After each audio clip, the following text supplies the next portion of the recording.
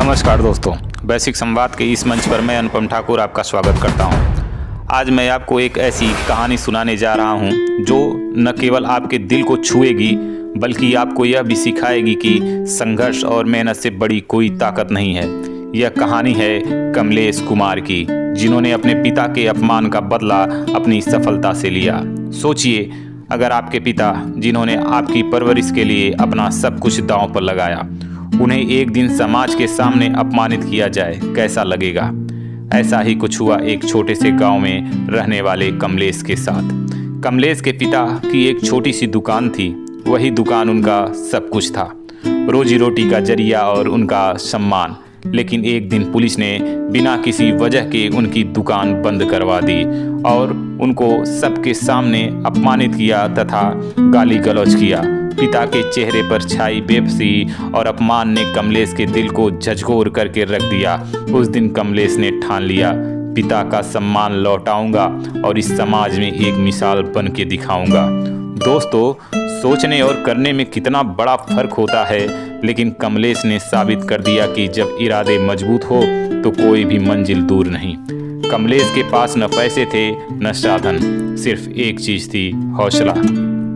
गांव का लड़का जिसे अंग्रेजी का एक शब्द भी नहीं आता था, उसने किताबों की दुनिया में अपनी जगह बनाई। दिन में खेतों में काम करता, रात को पढ़ाई करता। लोगों ने उसका मजाक उड़ाया, कहा तुमसे नहीं होगा। लेकिन कमलेश के कानों में एक ही बात गूंजती, पिता का सम्मान लौटाना है। कमलेश ने हर उस चुनौती को स्वीकार किया जो उसकी राह में आई। पढ़ाई पूरी की, मेहनत इतना की कि एक दिन उसने जज बनने का परीक्षा पास कर लिया। जी हाँ दोस्तों, आज वही कमलेश कुमार जो कभी पिता के अपमान से आहत था, एक जज है। अब वही कानून जो एक दिन उनके परिवार के खिलाफ खड़ा था, आज कमलेश के फैसले को मानता है।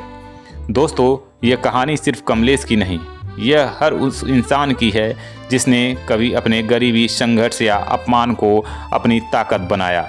यह कहानी हमें सिखाती है कि अगर हम ठान लें तो कोई भी मुश्किल हमें रोक नहीं सकती। आज कमलेश अपने पिता के साथ खड़ा है, गर्व से मुस्कुराता हुआ।